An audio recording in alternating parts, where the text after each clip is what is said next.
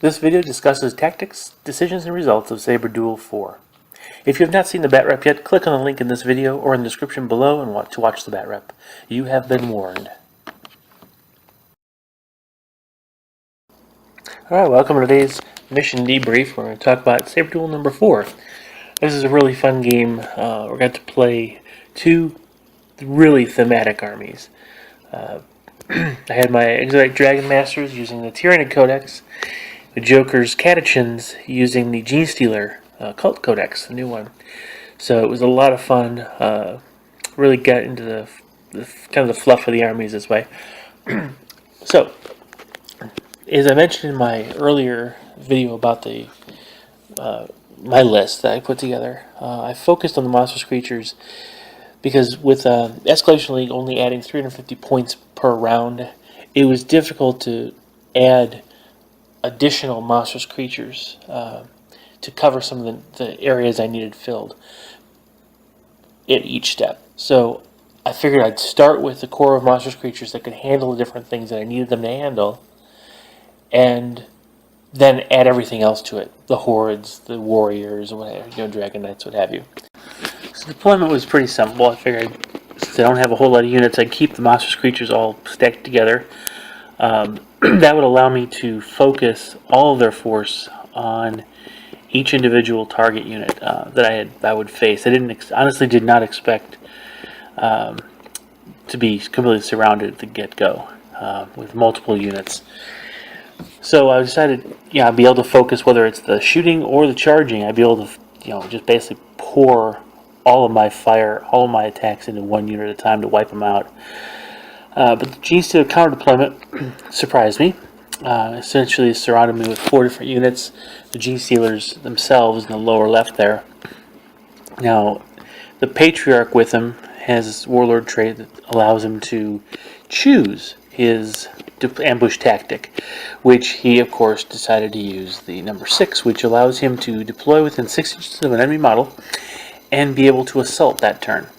So I knew turn 1, unless I did something, I would be getting a charge. So, unfortunately, faced with this display from the Genestealer Cult, I actually ended up in a moment of panic.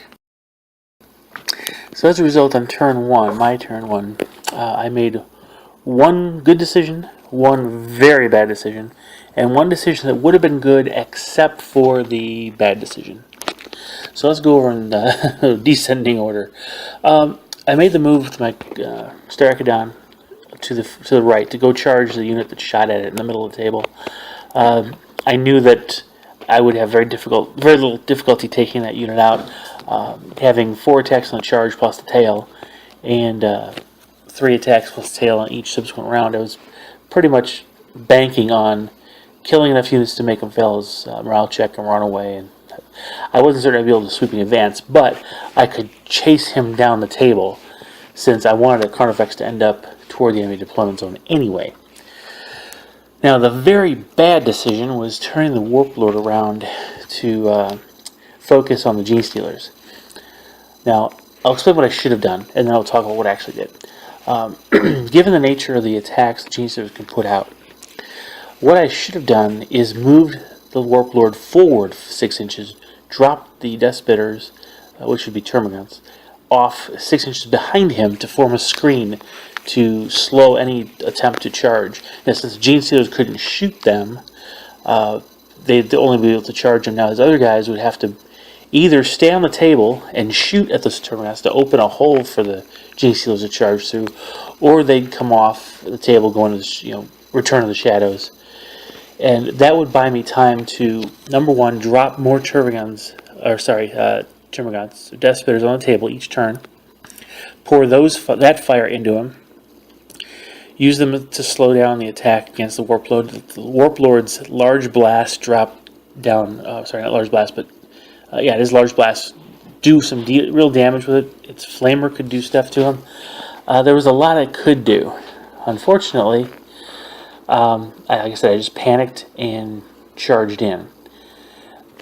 Now, charging in the way I did flank with the Termagants. I did it again with these Death Spitters.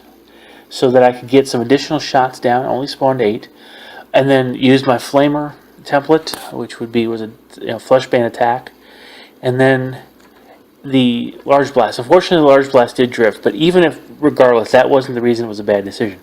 Bad decision was because with all the Genestealers that were there, I had a lot of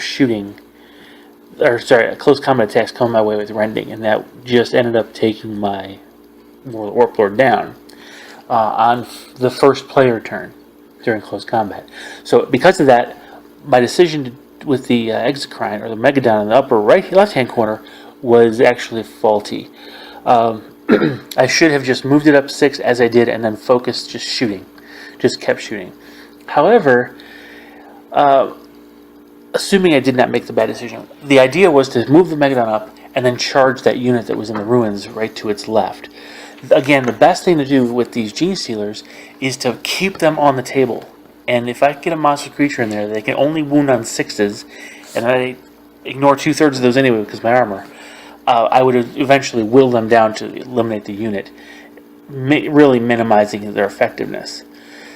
Now, unfortunately, because of my inability to take out the Genestealers, that exposed my Exocrine to counterattack, and that was a bad thing.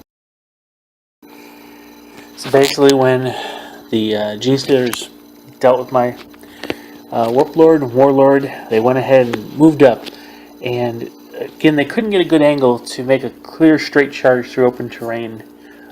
They went into those, they had to go through the ruins, but fortunately, I had to actually think of how am I going to stop this. So I had actually 2 plans, a primary and a backup, because what I had to do was prevent those Genestealers from either getting into close combat with my Exocrine or forcing them to go through difficult terrain so that I would be able to attack them first, whittling down the number of attacks they get back at me. So my first plan was, when I brought in my aerial mines, I was going to create a screen between them and basically between the Exocrine and the Genestealers. This would prevent them from going straight up to the open terrain. Matter of fact, if you'll notice, in the upper left-hand corner, you can just see the base of one of the arrow mines, the only one that's scattered. Now, its position was actually right within a couple inches of the Genestealers on that gray line. So, essentially, it put itself in a position where they would not be able to get into a direct path to my Exocrine, and they'd have to actually work their way around or charge directly through terrain. Again, making it possible for me to attack first. Unfortunately, it scattered, and I had no way to prevent them from getting close to me quick.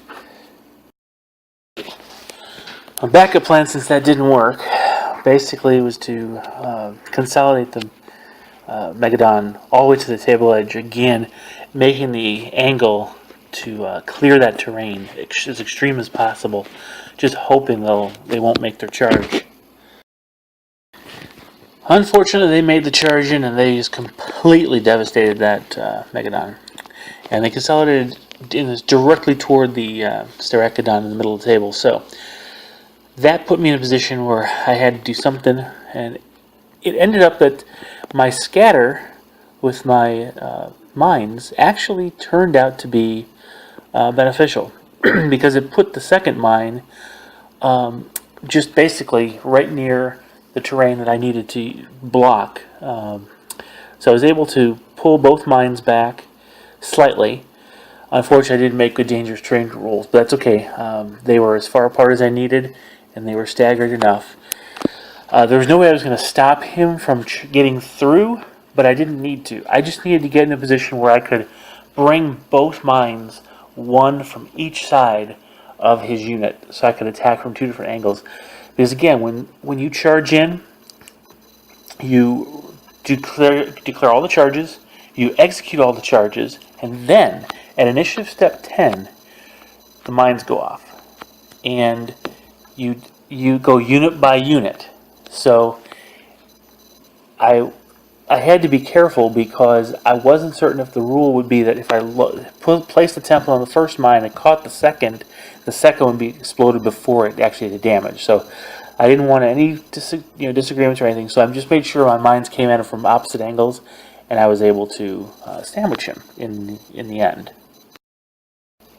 I ended up playing pretty much into what I expected him to do, and again, it was just a matter of moving those two mines forward.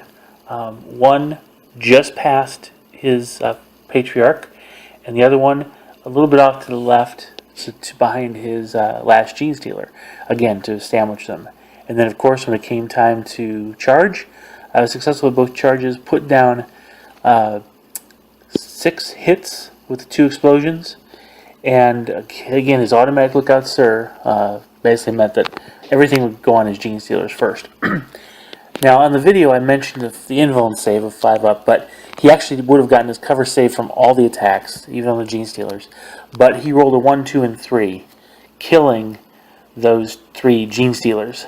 The other 2 saves were a 5 and a 6. That left him with just the Patriarch to take the last wound, and fortunately he failed his cover save there, and the Strength 8 instant death, his Primarch, or Patriarch. So in the end, yes, I lost 2 mines, 2 of my units, but I had taken out the most dangerous element in his army from where I was sitting. Alright, with them destroyed and the Sergeant finally killed, I was able to bring the Carnifex forward, consolidating and then moving across the table. Ended up running him from this position into terrain. Wasn't able to charge, or actually wasn't able to charge at all. I was able to run him just far enough to get on the other side of the building's wall, the ruins wall, and in the following turn moved as close to his sentinels as I could, getting a charge off, and then taking both of them out. That was actually very lucky not to take any wounds from that. I was expecting, honestly, to take 2 wounds in the process, just with the luck I have. He had 2 chances to hit in his shooting phase. He hit both times, rolled 2 1s, so I got very, very lucky. Wasn't too worried about Overwatch, but I was able to charge in, take him out, and that set me up for what was going to be the end game. Alright, in this particular position, we got so wrapped up in the game. It was so much fun. We completely lost track of what turn it was. We actually went for 8 turns. So on turn 7, he did show up with his catechins back here. Got the roll he wanted, or one close enough. And my only option then was to push him off that by assaulting him with that aerial mine, causing enough damage, hopefully to make him fall back. Barring that, I'd have to kill his other squad in the ruins with my Styrachodon, and then we'd end up being tied that way. But as it stood, I failed the charge as close as this one was, even with trying to get in. I just couldn't do it, and I didn't take any Overwatch, except the one wound. And that opened me up to the next final round of shooting, which ended up wiping him out. Now at this point, this is at the end of turn 7, he was 3 inches away from the objective, so he did hold it with an objective secured unit, unfortunately. So this was the desperate gambit to drive him off the table. Again, hoping to get, if I could kill 5 of them, that, even with a leadership 9 that he had, that's a 4. He would have had a difficult time staying on the objective. That's all he was going for. But I could not hurt him. I kept whiffing either the 2 hit rolls or the 2 wound rolls. And so, having lost the other objective and being unable to secure this objective, I ended up losing. But again, we went on to turn 8 accidentally, and at the end of turn 8, in the final struggle, the last surviving catechins in this unit finally dealt the last wound to my Carnifex, or my Styrachodon. Effectively, he tabled me. So, it was a blast getting here. A couple mistakes early on set me up for a very difficult time winning. And as I mentioned in one of my earlier Academy videos, it's up to the general to make it impossible to lose, himself to lose. Unfortunately, I made it very likely to lose, for myself to lose. So my opponent was able to capitalize on that, and he definitely won. He did a good job. He held out. He didn't give up. He fought. In fact, on turn 7, because he had objectives secured on both units, he had 6 points for the objectives with Linebreaker, sorry, not Linebreaker, but Slay the Warlord and First Blood. Whereas all I had was Linebreaker with this unit and Slay the Warlord. So that was a sad thing. I mean, great fun, great game. Not disappointed in the list at all, just in the decisions I made. So I hope you learned from my mistakes, and hopefully you also learned from some of the good moves that my opponent made. So let me know, comment below, share, like, subscribe, please, and I'll see you in the next video. Bye-bye.